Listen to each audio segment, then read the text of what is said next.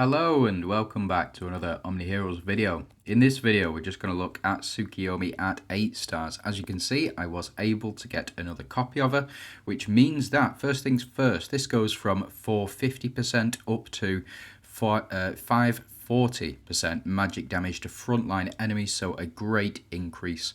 Just noticed how suggestive this this text box can be if put in the right place. That's crazy.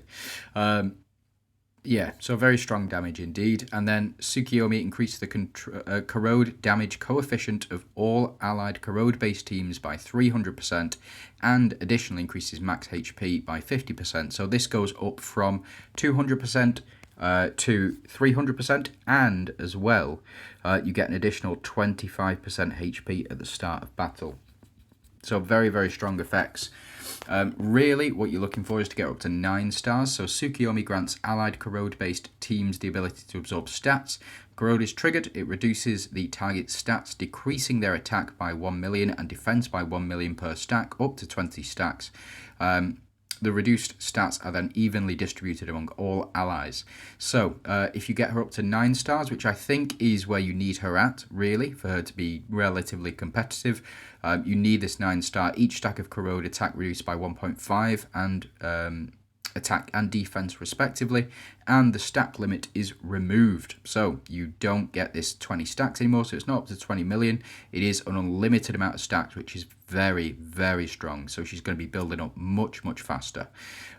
Those are the additions, so that's what you get when you do level her up. You also get her as part of the Strikers build. So for those of you who have seen the Nightmare 26 to 50 video, you'll know that I upgraded her during that video just to get the additional Strikers buff as well, and it works like a treat. So let's jump into some PvE stuff first, and then we'll jump into PvP, where I think this she really brings out the rest of the team. So we are here in an event. This is 360, so floor 360 of Lost City. A reasonable floor. You can't take her into 420 or plus just because she's relatively low star. I think you'll be able to take her in when or to the highest end game content when you get up to 9 stars, but for 8 stars I think 360 is absolutely fine. This is the team build that I've been running. The reason that I've been running it like this is because of the 2 strikers, Mulan and Catherine, and now Tsukuyomi. You've got Emily and Gaia on the team. The reason that this team works so well is, first things first, is because of Tsukuyomi. So Tsukuyomi, like we've discussed already, increases defense and attack by 1 million per corrode stack that's applied up to those 20 stacks. Emily applies 5 stacks of corrode at the start of battle to each of the enemy units, which gets you up to 25 stacks.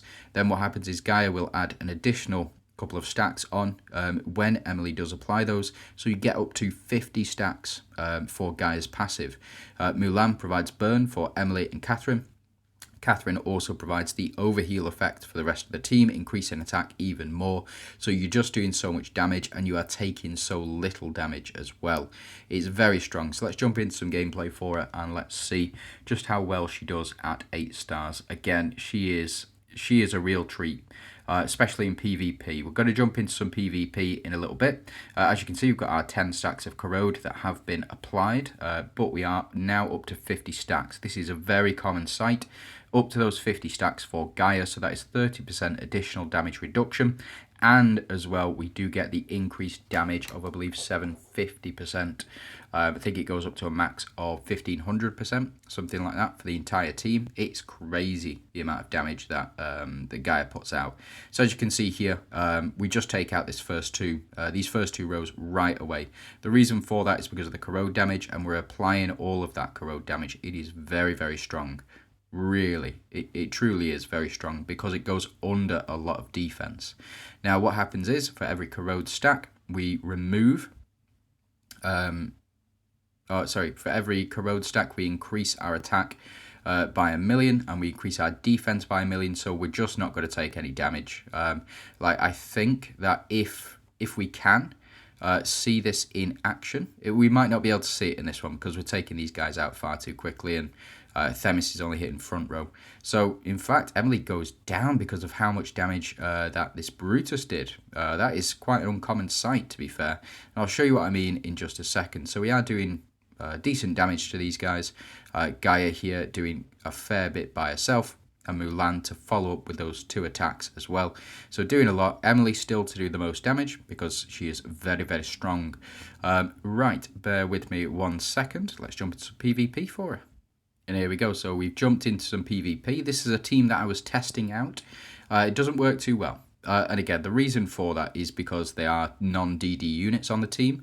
You really can only afford to have 1 non-DD unit on the team, and it's primarily because of the stats.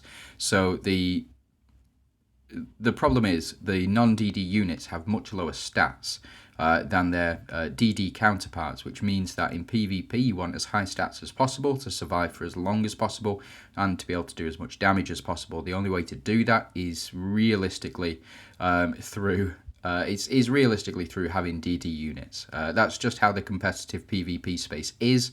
I don't really see a viable team that can compete with non-DD units, especially with units like Gaia, with like Aphrodite in the format. Very, very strong. So we should start to see, we should start to pop off very soon. We'll start to deal some damage like that. For example, we start to deal a lot of damage very quickly because of all the corrode that we've applied, which is why we're doing so much damage here. Again, a smither, always been a long time rival of mine and actually at higher power than I am currently. But as you can see, Gaia just took 194 damage. That is triple digit damage. It is not single digit damage, but Tsukuyomi is actually taking single digit damage, and we'll see this moving forward. So Emily will do her attack. It won't kill, fortunately. We do want to see as much of the enemy attacking as possible. Holy Shield does the business, and we do kind of want Tsukuyomi to not kill these guys and Gaia to not kill these guys. It is very tough not to do that. Come on, Astrid. Show me your potential. Show me your worth. Come on. Oh, we were close. We got that burn in and then Mulan to finish things off. Yeah, it is what it is. Unfortunate we didn't get to see it, but the point is, the enemies are doing very, very little damage because we do steal a lot of attacks. So let's go for Gendor. Very strong power level, or very strong box power. Let's jump in and let's see how well we do here. So Gendor has actually got less power here. I'm sure he could build a different team to come and fight, but as it is at the moment, I think this should be okay. We'll see how well we do against the Reflectors or the Dooms team. Sanctuary does proc, so we're not doing much damage here. Hopefully, we'll see a lot more damage done to us from this team. I want to see how Reflect Rate impacts it, to be honest, because we have already taken off a lot of attack from the enemy units here. And we're... Yeah, flipping out. She's applying this Sanctuary so much, it is crazy. But fortunately, Gaia to get through, and again, we're just dealing so much damage. It's really silly. Like, Dahlia hasn't even had a chance to switch yet because of the reduced speed that Gaia provides. And again, we're doing a ton of damage. So we move into this next round here. We get the corrode stack removal, and we get the corrode stack increase. And Emily, again, just 4,800 million in PvP. That is very difficult to achieve, I guess, especially against such a strong opponent. Now, I know Opie does not allow duels, so we won't be going for him. So we'll go for Big Boy because he's got a quite high power level, and again, relatively close. It's 200 less than ours, but again, this enemy team is a meta team. So you've got Gaia, you've got Elisha and Eudora on that team here, and we're going to start to see a lot of damage done to us and to be frozen. That is the hard counter to this team.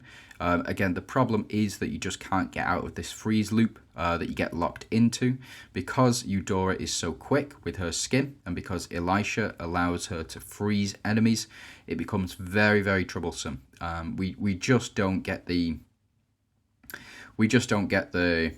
the time that we need in order to attack and apply these corrode stacks as well. So it is something to take into consideration. Fortunately, we do get a kill here on Elisha because of the corrode that we've already been placed under. But again, we're just not doing... We're just being frozen to death here. It's so boring. Like, I don't understand like why people enjoy this type of gameplay. For me, it's not too fun, and it's very similar to how I feel about Aphrodite. Aphrodite, I can't get along with, to be honest. I really can't. It is so frustrating when you are fighting an enemy Aphrodite. You spent all of this time and all of this effort trying to get your team as strong as possible, and then they go ahead and they just get stolen by enemy Aphrodite. That it is what it is, and it's a reasonably similar tactic to Eudora as well. Eudora Elisha combo is very meta. It's very, very strong, and whew, we nearly died there. Yeah, we did die there. Unfortunate. So Gaia is down, but we should be okay now that we're not being frozen to death over the course of the battle. So we do apply all of this corrode, and then it does take into effect. So as you can see, even through the freeze effect, we are still able to be victorious. And I think that's it for PvP. I think this is where she's really going to shine.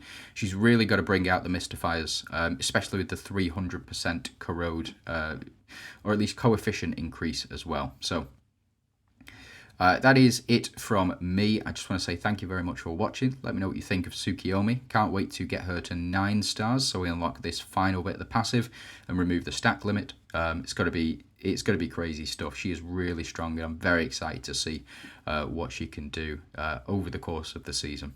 Thanks very much for watching. Hope you have a fantastic day.